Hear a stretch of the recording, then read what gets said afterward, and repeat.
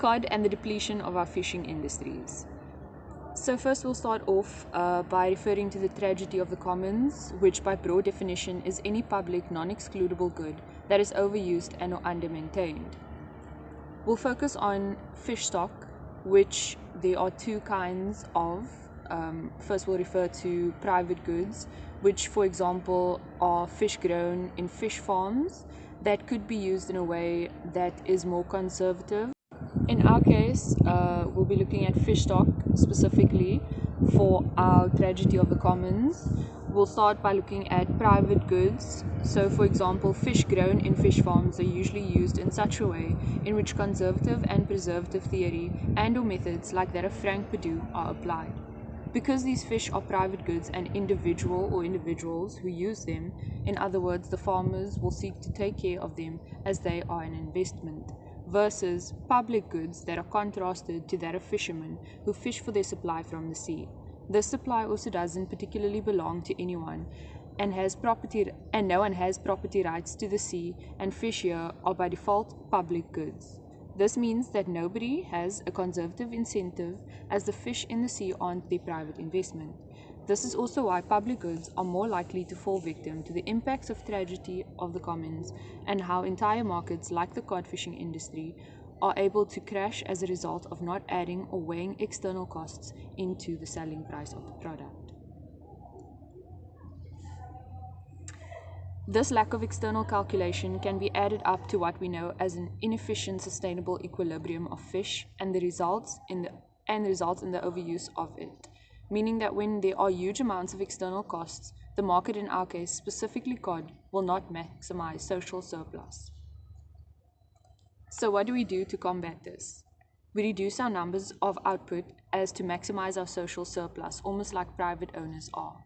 This means that there are a collective of fishermen in an industry that will need to minimize the output in the short run so that it can allow fish to grow older, reproduce, and therefore they'll not only have bigger fish but also more fish to catch. In essence, there will be an efficient, sustainable equilibrium.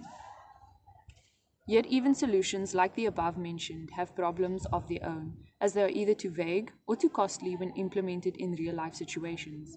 For example, when limiting the amount of days one might fish, you reduce the total number of fish an individual can catch, meaning you affect their lifestyle in quite a big way, one of which may be their salary. So to combat this, they might adjust nets or fishing vessels to allow them to catch either the same amount or more fish, and so completely defeat the purpose of why a policy is even set in the first place, accounting for the externality cost. So how do we manage rules and regulations? We use cost theorem. Cost theorem suggests to firstly make transactions that costs low, as this will make it available to more people, and so more people will benefit from it. The example we use, if the costs of maintaining fishing vessels are too high for small businesses to afford, like if fishermen for each vessel are only allowed to catch 5 cod but employ 3 workers, they won't properly be able to sustain everyone and everything. Therefore, in return, they'll lose out on the opportunity. In the case of North America and its fishing industry, we focus on catch share systems. So, more specifically, the New Bedford port in New England, Massachusetts, is known for being one of America's top port exporters, supplying seafood globally. Yet today, its fishing market is a highly dependent port for seafood. But why exactly is this, and how did this happen? Because of the abundance of fish, many were attracted to the port, as local and foreign fishers were soon competing neck on neck for the sea's supply of it, until the implementation of the Magnesian Act allowed only American locals to fish 200 miles off the coast of its nation state, with the protection of federal government and available short loans. This meant that many could only use the money to also benefit from its fishing industry, whether it was through buying a boat, equipment for fishing, or paying of a salary. Furthermore, this also meant the guaranteed growth of the American seafood industry and the opportunity for the community to improve as worker turned to boat owner. But as much as the economic market for locals increased their demand, supply did not. and this inevitably led to the short disappearance of their fish supply. Government then had to intervene, and today fishermen and scientists work with the New England Fishing Management Council to try and replenish the stock through the implementation of rules and regulations like policies involving catch shares. All the while, imports continue to increase due to its cheap labor costs and easy transport methods, while also managing to impact the fishermen of this industry, as it's the cost of keeping businesses running determined by total allowable catch that still manages to fail small businesses. As a result, smaller vessels and permits get sold to already bigger businesses, and eventually an industry of hundreds become an industry of 5 or 6. The most evident example is that of the Godfather, Carlos Rafael. The Environmental Defense Fund specifically has an interest to make sure that the economy grows with its environment. It ensures this by working with businesses, allowing them more opportunity and accountability within the industry. For example, through the implementation of individual transferable quotas, here American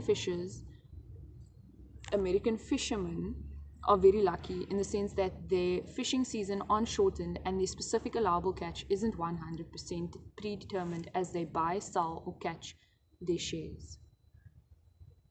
So, in essence, by allowing them property rights to a certain extent, fishermen would want to take care of their property and allow for the fish industry to thrive, right? But at exactly what cost? On account of the loss of employment, the risk of social factors such as increased alcoholism, depression, and even the loss of quality in seafood being supplied as importers cut corners, particularly in sanitation, and so forth to save money. Consolidation, summed up, means the transfer of goods or power to make something or someone else bigger and or stronger.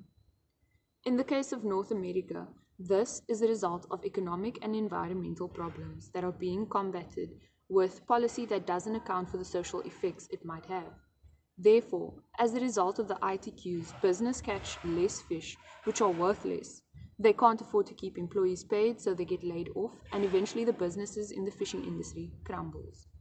Business owners with no other options are then forced to sell off their assets, including fishing vessels, equipment, and permits, only to allow bigger businesses to absorb these smaller businesses, meaning an entire industry can consist of only a handful of competitors, which further increase their power as they sell or not sell stock, and even increase and decrease price as they wish.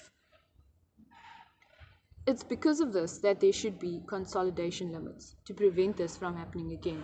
For example, Carlos Rafael owns about 25% of the fishing industry in New Bedford, but they could have prevented this by perhaps limiting consolidation to only 10%. This just proves again that the catch share system can get ripped off without proper monetarization. Knowing everything we do, are there better alternatives for fishermen and their families and the fish? Well, firstly, yes. One alternative could be the implementation of these consolidation limits, as this could socially help allow more people to benefit from the industry that are dependent on them. For example, if more people own businesses, more people get employed, and as a result, your economy grows because more people have money to spend now. Another alternative could also be the enforcement of cultural norms. This means the overuse and the abuse of the land and the sea to the earth and our own detriment could result in social disapproval. For example, overfishing would be disapproved of, whereas one could honor an individual whose norms are ensuring that they live their life with a conservative incentive. These two methods benefit both humans and the fish.